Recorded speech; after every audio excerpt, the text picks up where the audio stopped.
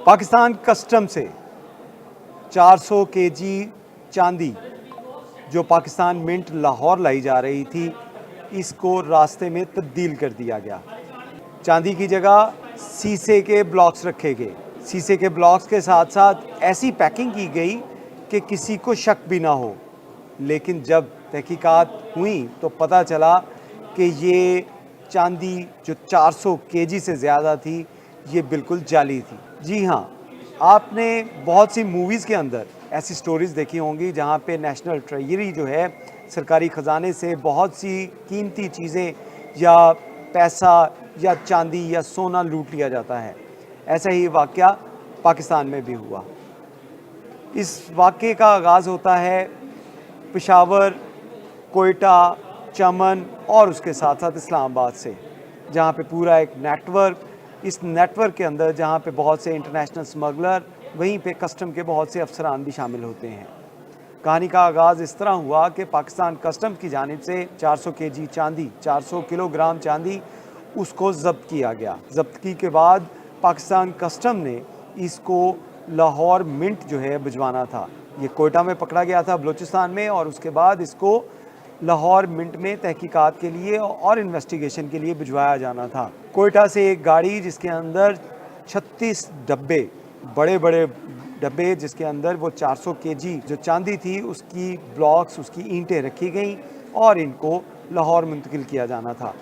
लाहौर ये गाड़ी पहुंची और गाड़ी पहुंचने के बाद पाकिस्तान मिंट के जब दरवाज़े खुले तो ये तमाम सामान जो था इसको तहवील में ले लिया पाकिस्तान मिंट ने।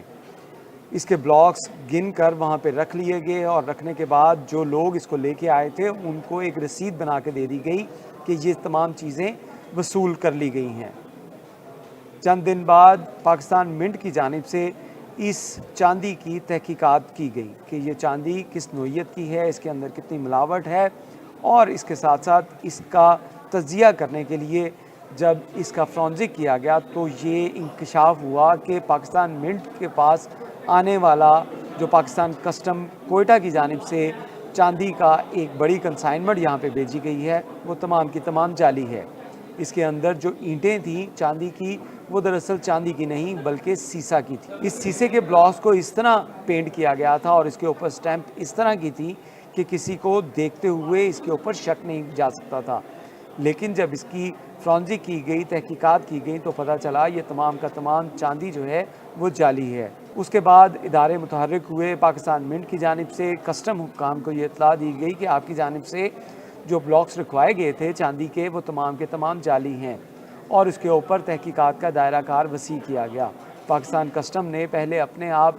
जो है इसकी तहकीकात का आगाज़ किया तो उन्हें कुछ डाउट हुआ कि कुछ लोग इसमें मुलव्विस हो सकते हैं कि ये चांदी को किस तरह तब्दील किया गया। लेकिन ये दायरा कार तहकीकात का वसी किया गया और FIA को ये टास्क दिया गया कि FIA इस चांदी के बारे में सुराख लगाए। FIA ने तहकीकात का आगाज़ किया तो ये कहानी सामने आई कि चांदी की जो ईंटें थीं वो कोयटा से ही बाहर नहीं निकली, बल्कि वो कोयटा में ही रख ली गई थी। क्योंकि जब ये चांदी के ब्लॉक्स जो थे इनको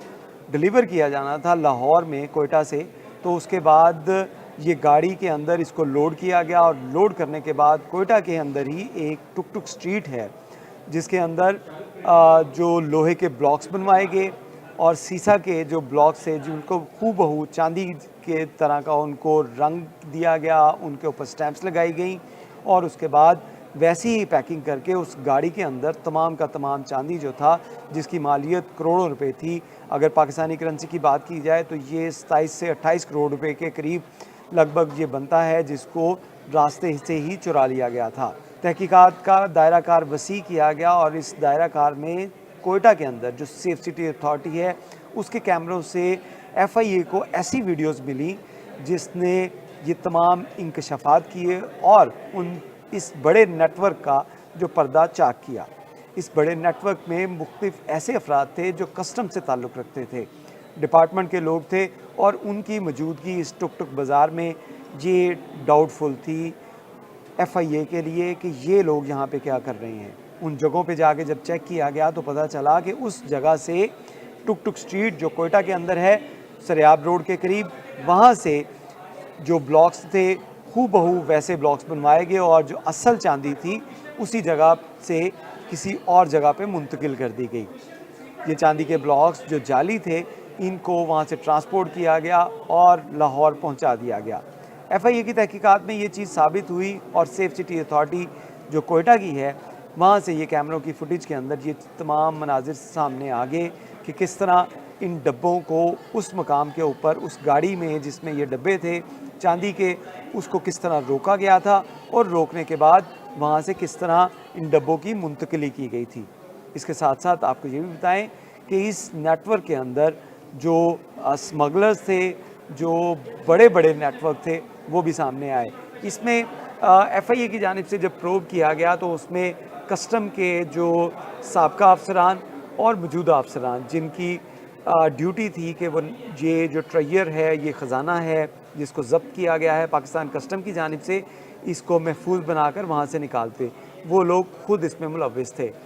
एफआईए ने कस्टम के जो अफसरान हैं उन समेत 7 लोगों को गिरफ़्तार कर लिया है। गिरफ़्तार करने के बाद उनके कब्ज़े से अब तक की इत्तलात के मुताबिक 36 केजी जो चांदी है उसको बरामद भी कर लिया गया है और बाकी चांदी जो है उसको रिकवर करने के लिए लाहौर, इस्लामाबाद, कोयटा, पेशावर और चमन के अंदर मुख्तलिफ रेड्स की जा रही हैं। और रेड्स के अंदर ये इंकशाफ हुआ कि ये नेटवर्क जो था, इसने ये प्लानिंग किस तरह की। इस प्लानिंग के अंदर था कि गाड़ी को जो है वो कस्टम, पाकिस्तान कस्टम के ऑफिस से, कोयटा से वहाँ से निकाला जाएगा और रास्ते में, क्योंकि ये एक लंबी ट्रैवल जो है उसकी हिस्ट्री है, उस ट्रैवल हिस्ट्री को देखते हुए कितना टाइम लगा इसको लाहौर पहुँचने में और रास्ते में ये कहाँ कहाँ पे रुकी, इसके लिए सैकड़ों नहीं हज़ारों सेफ सिटी के कैमराज और मुख्तलिफ जो रोड्स के ऊपर कैमराज हैं या प्राइवेट कैमराज हैं उसकी इन्वेस्टिगेशन करना पड़ी। एफआईए को वीडियोस देखी और उसके बाद बिलाखिर ये नेटवर्क जो है इसको बेनकाब किया गया और उसमें तमाम के तमाम लोग जो हैं वो गिरफ़्तार कर लिए गए हैं। 2 ऐसे लोग हैं जो प्राइवेट स्मगलर्स हैं, उनके बारे में एफआईए हुक्काम का कहना है कि मोस्ट वांटेड करार देकर उनके ख़िलाफ़ तहकीकात की जा रही हैं और उनकी गिरफ़्तारी भी जल्द मुतवक्का है। पाकिस्तान कस्टम की जानिब से भी इस केस की अपडेट जो है वो अपने सोशल मीडिया अकाउंट्स के ज़रिए जो दी गई कि कितने लोग इसमें गिरफ़्तार किए जा चुके हैं और कितना चांदी जो है उसको रिकवर किया जा चुका है। इसमें ये एक बहुत बड़ा मालियाती स्कैंडल था जिसमें एफआईए की जानिब से वर्किंग करते हुए खुसूसी तौर पे डीजी जो डॉक्टर उस्मान अनवर है उनकी जानिब से जो एफ़र्ट्स की गई और जिस तरह उन्होंने इस तमाम नेटवर्क को जो बेनकाब करने के लिए टीम तश्कील दी गई, बलूचिस्तान के अंदर, इस्लामाबाद के अंदर, पेशावर के अंदर एफआईए की टीमों को मुतहर्रिक किया गया और उनको तमाम जो डाटा था वो फ्राहम किया गया और उसके बाद इस नेटवर्क को बेनकाब करते हुए 36 किलो से ज़ायद जो है वो चांदी उसको रिकवर कर लिया गया है। इन अफराद के मुख्तलिफ जो अकाउंट्स हैं उनको सीज़ किया जा चुका है और एफआईए ने क्रिप्टो करेंसी और उसके साथ साथ दीगर जो मालियाती स्कैंडल्स हैं उसके तहत इसकी इन्वेस्टिगेशन का आगाज़ करते हुए तमाम बैंक अकाउंट्स की जो वेरिफिकेशन है उसका भी जो है वो उसको भी करना शुरू कर दिया गया है, क्योंकि एफआईए हुक्काम के मुताबिक इसमें ये नेटवर्क इतना ईजी नहीं था इसको जो है वो ब्रेक करना। इसके लिए बहुत एफ़र्ट की गई और एफ़र्ट के साथ साथ एफआईए ने जिस तरह इनके अकाउंट सीज़ किए और इस अकाउंट सीज़ करने के बाद मज़ीद जो है वो इंकशाफात होने की तवक्का है कि किस तरह ये पैसा इसको मनी लॉन्डर किया जा रहा था या इस पैसे को किस तरह क्रिप्टो करेंसी के अंदर कन्वर्ट किया जा रहा था। इसकी तहकीकात होना जारी अभी बाकी है, जिसके बाद मज़ीद गिरफ़्तारियाँ जो हैं वो भी मुतवक्का हैं। पाकिस्तान मिंट के पास, क्योंकि पाकिस्तान मिंट की अगर बात की जाए तो यहाँ पे अभी सिर्फ सिक्के बनाए जाते हैं, लेकिन इसके साथ साथ किसी भी जगह के ऊपर अगर कस्टम ऐसी कोई धात जिसमें चांदी हो, सोना हो, सिल्वर हो या कोई भी तांबा या कोई भी धात जो इसको पकड़ा जाएगा तो उसको फ्रॉन्जिक के लिए या उसकी तहकीकात के लिए, उसकी एनालिसिस के लिए उसको पाकिस्तान मिंट में भिजवाया जाएगा। तो ये